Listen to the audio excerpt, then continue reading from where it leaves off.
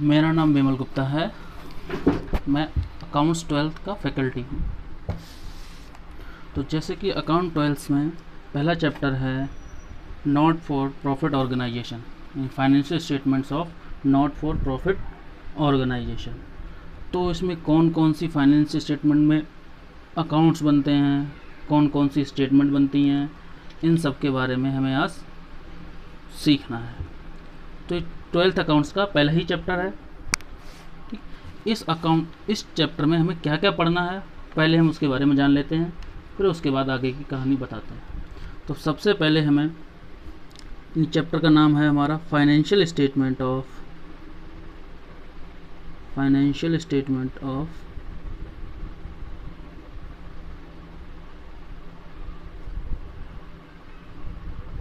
Not for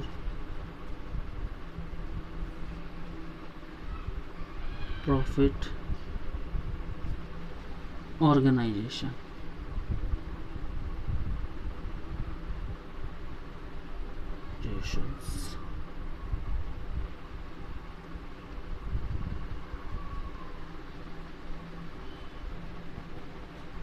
तो ये chapter का नाम है। इस चैप्टर में क्या क्या कंटेंट है जो आपको पढ़ना है, जो आपके इस चैप्टर में आपको पढ़ना है, उसमें क्या क्या है। तो सबसे पहले हम हेडिंग डालेंगे कंटेंट्स ऑफ दिस चैप्टर, यानी इस चैप्टर में हमको पढ़ना क्या क्या है, उसका कंटेंट। तो फर्स्ट टॉपिक है इस चैप्टर का कि मीनिंग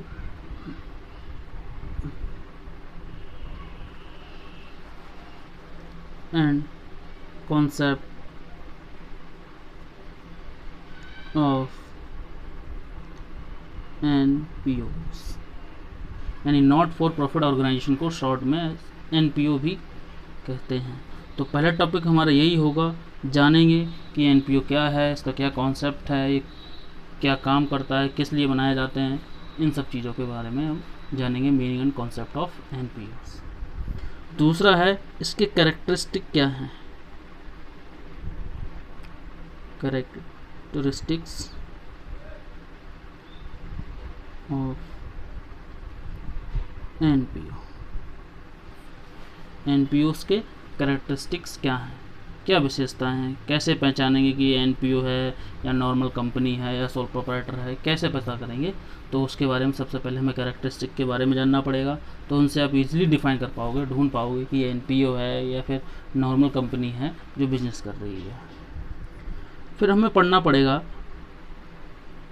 कि NPO और नॉर्मल बिजनेस में क्या फ़र्क है, नॉर्मल बिजनेस यूनिट या प्रॉफिट मेकिंग यूनिट में क्या फ़र्क है, यानी डिफरेंस बिटवीन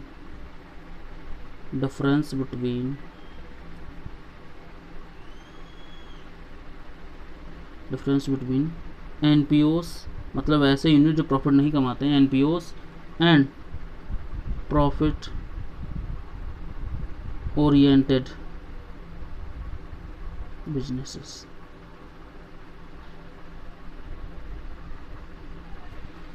मतलब कि हमें डिफरेंस पढ़ना है बिटवीन किसके, NPO के और प्रॉफिट ओरिएंटेड बिजनेस, मतलब ऐसी बिजनेस जो प्रॉफिट कमाती हैं और ऐसे ऑर्गेनाइजेशन जो सिर्फ और सिर्फ सोशल वेलफेयर के लिए बनाए जाते हैं, उन ऑर्गेनाइजेशंस के बीच में। फिर आपका चौथा टॉपिक है इसके अंदर कि meaning of receipts and payment account.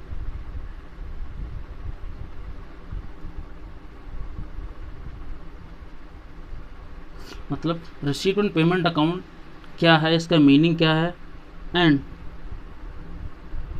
How it is prepared, और इसको कैसे बनाते हैं उसके बारे में जानना है। चौथा टॉपिक आपका ये है इसके अंदर। पांचवा टॉपिक है इसके अंदर meaning of income and expenditure account, expenditure account. इसका मीनिंग यानी कि इनकम एक्सपेंडिचर अकाउंट क्या होता है, कैसे बनता है, क्यों बनता है, किस लिए बनता है, इन सब के बारे में हम जानेंगे। और साथ में ये भी जानेंगे कि इनकम एक्सपेंडिचर अकाउंट और प्रॉफिट एंड लॉस अकाउंट में क्या डिफरेंस है। ठीक है, in difference between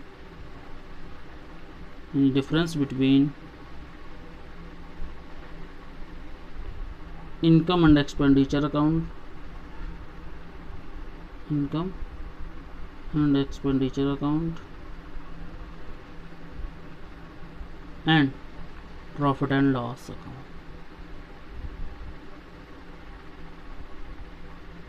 profit and loss account के बारे में आप 11th में पढ़कर आ चुके हैं, जहां आपने चैप्टर 2 पढ़े थे, preparation of financial statement in case of sole proprietor. उसमें क्या करते थे, आप ट्रेडिंग अकाउंट बनाते थे, प्रॉफिट लॉस खाता बनाते थे और साथ में बैलेंस शीट भी बनाते थे।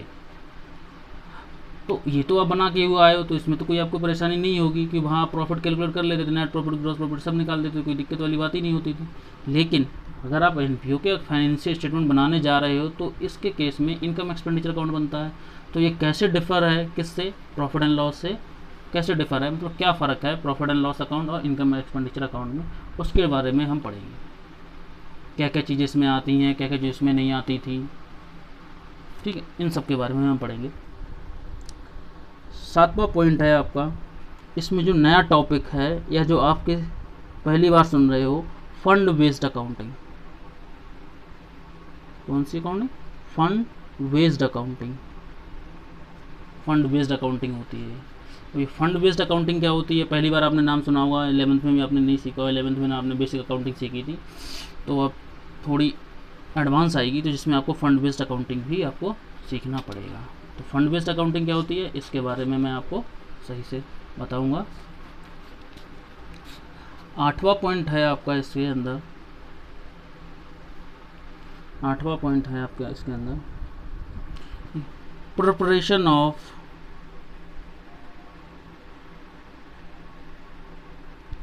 Balance sheet.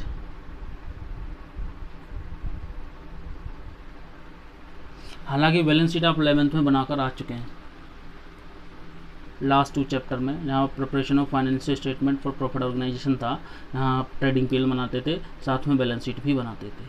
तो वहाँ भी बैलेंस शीट बनती थी, तो यहाँ भी आपको बैलेंस शीट बनानी पड़ेगी, पर थोड़ा सा फ़र्क होगा। क्या फ़र्क होगा? आइटम्स का। वहाँ प्रॉफिट ऑर्गेनाइजेशंस की आप बैलेंस शीट बना रहे थे, यहाँ आप नॉट फॉर प्रॉफिट ऑर्गेनाइजेशंस की बैलेंस शीट को बनाएंगे।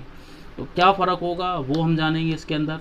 वहाँ असेट अलग टाइप के होते थे, यहाँ असेट अलग टाइप के होंगे तो असेट ही, लेकिन उनका यहाँ यूज़ अलग। जैसे वहाँ स्टॉक होता था, यहाँ पे स्टॉक मुश्किल होगा, नहीं होगा, क्योंकि यहाँ पे कोई बिजनेस थोड़ी है। यहाँ तो आप क्या करोगे, यानी ऑर्गेनाइजेशन बना रखा है आपने, सोशल वेलफेयर के लिए बना रखा है, तो उनमें हाँ स्टॉक होगा नहीं तुम्हारा, तो इस तरीके का असेट नहीं होंगे आपके पास। थोड़ा असेट में फ़र्क होगा, बाकी सब चीज़ें सेम होंगी लगभग, ठीक। तो इसको बनाना हम सीखेंगे, ठीक है।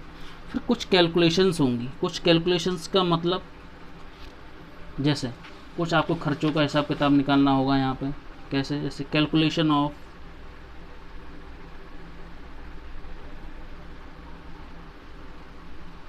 सर्टेन इनकम्स,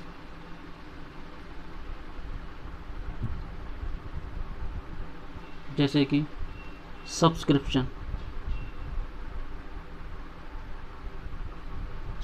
कैसे कैलकुलेट करा जाएगा ये सीखना है आपको। एंट्रेंस फीस कैसे कैलकुलेट करी जाएगी वो सीखनी है आपको। लॉकर रेंट की कैलकुलेशन,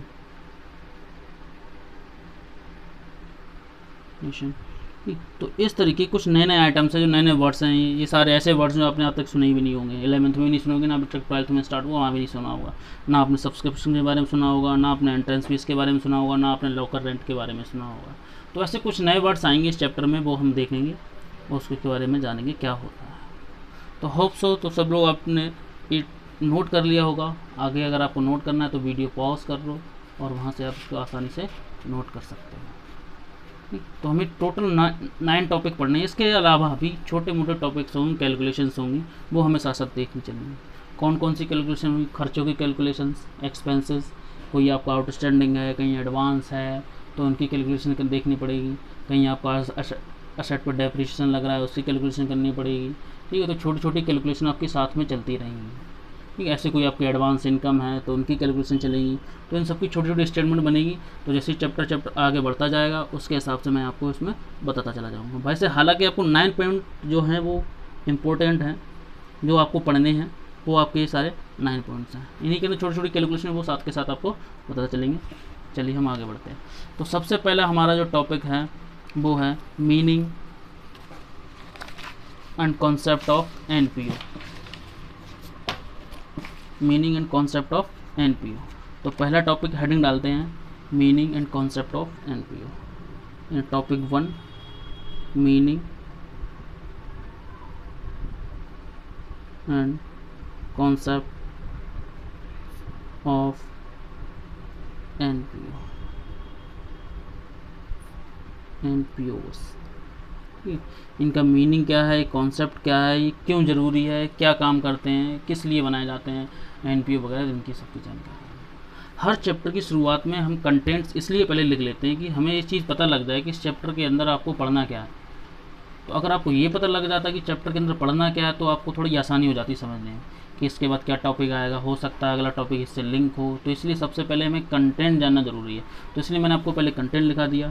कंटेंट से अब आपको एक एक टॉपिक पकड़ते जाएंगे और हम इसके बारे में जानते जाएंगे। तो मीनिंग एंड कॉन्सेप्ट ऑफ एनपीओस। तो सबसे पहले हम इसका मीनिंग जानते हैं, एनपीओ है क्या भला। एनपीओस आर जनरली सेटअप का मतलब बनाए जाते हैं, setup for the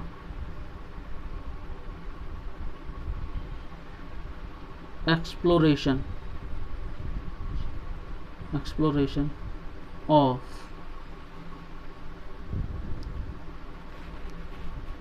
cultural,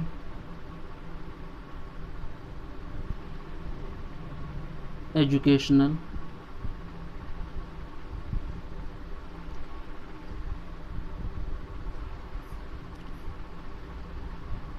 health, religious,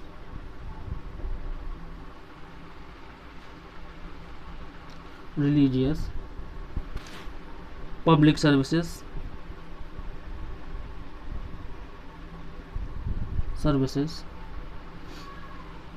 तो ये कुछ मोटे मोटे पॉइंट हैं जो एनपीए बनाया जाता है या सेटअप करा जाता है वो इन सब कामों के लिए करा है। जैसे कोई cultural, educational, health, religious, public services. Cultural कहने का मतलब कि मतलब एनपीओ का कल्चरल से क्या लेन देन। कुछ एनपीओ ऐसे होते हैं जैसे हमारा कल्चर है उनके बारे में हमें अवेयर करना, उनके बारे में हमें बताना कि जो हम पुराने ज़माने चीज़ें यूज़ करते हुए आए हैं उनके बारे में एनपीओ बना के रखना, या उनको लोगों को ऐसा ना हो वो विलुप्त हो जाएं चीज़ें, उन सब के बारे में बनाने के लिए, जानने के लिए, लोगों तक पहुंचाने के लिए, समझाने के लिए कल्चरल एनपीओस बनाए जाते हैं। एजुकेशनल, फ्री एजुकेशन दिलाना बच्चों के लिए, इसके लिए भी एनपीओ बनाए जाते हैं। हेल्थ, ऐसे कुछ फैमिलीज़ हैं या ऐसे कुछ लोग हैं जो अपना इलाज नहीं करा सकते, उनके पास पैसे नहीं हैं, तो उनके लिए क्या करते हैं, स्पेशली एनपीओ डिज़ाइन करे जाते हैं। लोग पैसे उसके अंदर डालते हैं जैसे गरीब लोगों का इलाज हो सके आसानी से, तो हेल्थ के लिए भी एनपीओ बनाए जाते हैं। रिलीजियस, अपने धर्म के बारे में लोगों तक पहुंचाना, बताना कि कैसे क्या करते हैं, तो उनके लिए भी आप एनपीओस बनाते हैं। पब्लिक सर्विसेज, पब्लिक को और भी बहुत सारी सुख सुविधाओं की ज़रूरत होती है जो सरकार हमें नहीं दे पाती, तो कुछ लोग जिनके पास पैसा है वो एनपीओ बना के वो सारी सुविधाएं आम जनता तक पहुंचा पाते हैं। तो एनपीओ ज़्यादातर इन एरियाज़ में वर्क करता है, कल्चरल में करता है, educational, health, religious and public services में काम करता है। और ये काम जनरली होता किसके लिए, ओनली फॉर पब्लिक। यानी NPOs are generally setup for the exploration of, यानी एक्सप्लोर करता है किसको, कल्चर को, आपके एजुकेशन को, हेल्थ को, रिलीजियस को, पब्लिक सर्विसेज को,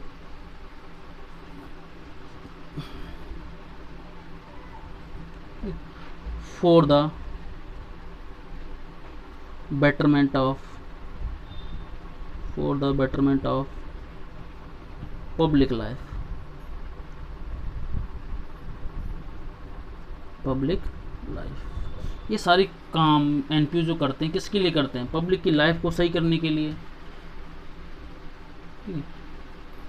तो ये तो रहा एनपीओ का मीनिंग। एनपीओ को यानी नॉट प्रॉफिट ऑर्गेनाइजेशन को not for profit organisation, not for profit organisation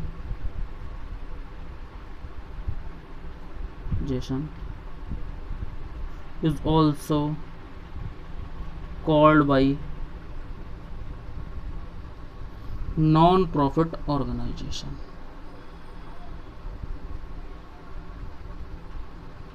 Non-profit organization, ठीक है। तो नॉट फॉर प्रॉफिट ऑर्गेनाइजेशन को नॉन प्रॉफिट ऑर्गेनाइजेशन भी कहते हैं।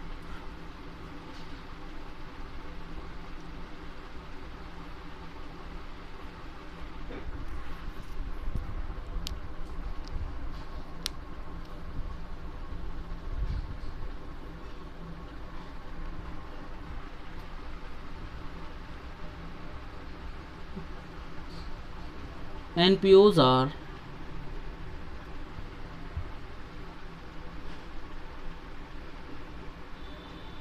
formed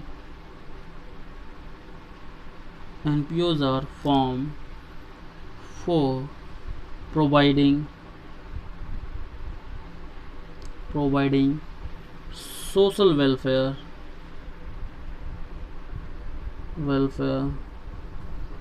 to the public without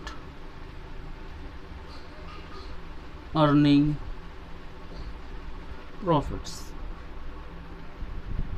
मतलब कि एनपीओज आपके जो फॉर्म करे जाते हैं, बनाए जाते हैं, वो किस लिए बनाए जाते हैं? सोशल वेलफेयर के लिए। और वो सोशल वेलफेयर किसका हुआ? सोशल का मतलब सामाजिक, सामाजिक वेलफेयर किसका हुआ? किसका कल्याण होगा? जैसे पब्लिक का कल्याण होगा तो पब्लिक के कल्याण के लिए बनाए जाते हैं और उनसे कोई भी रुपए नहीं कमाते। मतलब वो फ्री ऑफ कॉस्ट सर्विसेज जनता को देते हैं, ठीक है। और उनका जो मोटिव होता है, ऑब्जेक्टिव होता है, वो प्रॉफिट कमाना बिल्कुल भी नहीं होता। इसीलिए इस चैप्टर का नाम या उसकी ऑर्गेनाइजेशन का नाम क्या है? Not for profit organisation. मतलब ऐसी संस्थाएं या ऐसी यूनिट्स या ऐसी एंटिटी जिनका काम क्या है? प्रॉफिट कमाना नहीं है। फिर वे बनाए ही क्यों जाते हैं? बनाए इसलिए जाते हैं, ऐसे लोगों के लिए बनाए जाते हैं जो बहुत सी चीज़ों से वंचित रह गए हैं और उनको वो फैसिलिटी प्रोवाइड कर पाएँ। और कौन कौन से बैकग्राउंड है जिनके बेसिस पे आप एनपीओ बनाते हैं? कल्चरल एजुकेशन देने के लिए या नॉर्मल एजुकेशन देने के लिए, हेल्थ फैसिलिटी देने के लिए, रिलीजियस नॉलेज देने के लिए, और पब्लिक में कोई और सर्विसेज हैं, कोई भूखा है उसके लिए, किसी के पास शेल्टर नहीं है, घर नहीं है रहने के लिए, उसके लिए घर बनवा के देते हैं। तो इस तरीके की एक्टिविटीज़ के लिए हम क्या बनाते हैं? एनपीओज बनाते हैं। अब मेन बात है, अगर ये प्रॉफिट नहीं कमाते हैं तो एनपीओ काम कैसे करते हैं? ये चलते कैसे हैं? फंड तो इन्हें भी चाहिए, क्योंकि हर बिजनेस में कैपिटल लगती है, हर बिजनेस में खर्चे होते हैं और हर बिजनेस में एम्प्लॉइज़ भी होते हैं, उनको सैलरी भी देनी होती है, ऑफिस भी होना होता है। अगर खुद का है तो कोई दिक्कत नहीं, रेंट नहीं जाता है। अगर आपका किराए पे है तो आपका रेंट जाता है।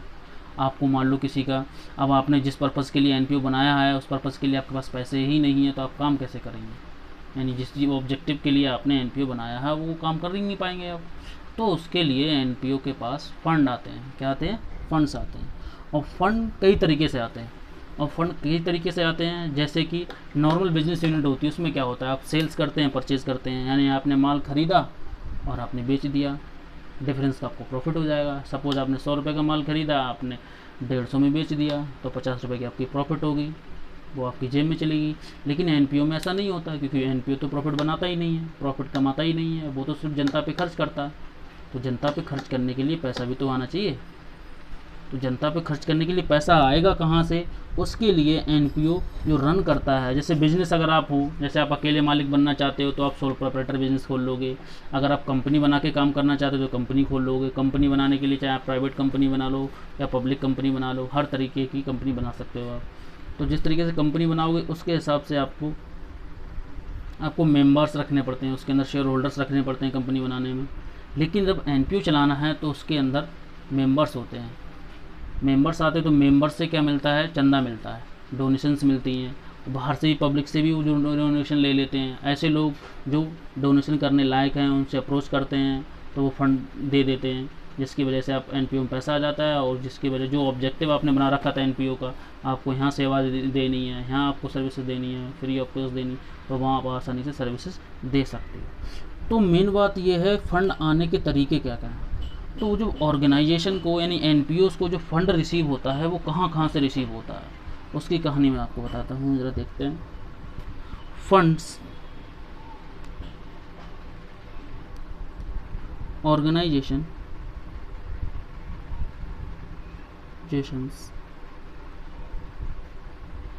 can receive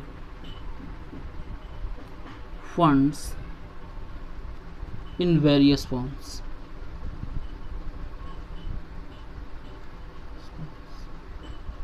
वो कौन कौन सी वेरियस फॉर्म्स हैं जहाँ से इनको फंड रिसीव होता है, फंड रिसीव होता है। तो पहला है डोनेशन।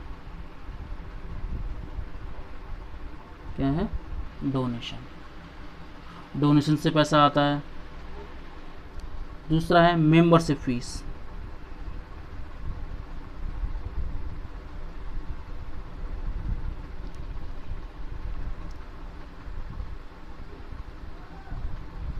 तीसरा है एंट्रेंस फीस।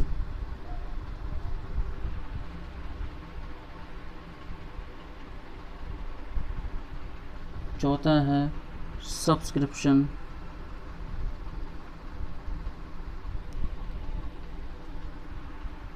पांचवा है आपके लोन्स एंड एडवांसेस।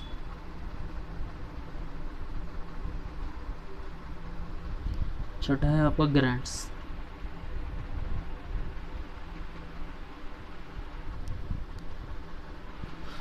तो ऑर्गेनाइजेशन को पैसे की ज़रूरत होती है, उसके पास क्योंकि सेल तो होती नहीं है, ना परचेज होती है। सेल परचेज होगी तो उसके बाद फंड आ जाए, कोई प्रॉब्लम वाली बात ही नहीं है। अगर ये सारी एक्टिविटी करने लगा है तो एनपीओ फिर बचेगा ही नहीं, एनपीओ तो ख़त्म ही हो जाएगा, क्योंकि सेल परचेज होगी तो प्रॉफिट आ जाएगी, तो इसलिए एनपीओ की सारा एंटिटी ख़त्म ही हो जाएगी।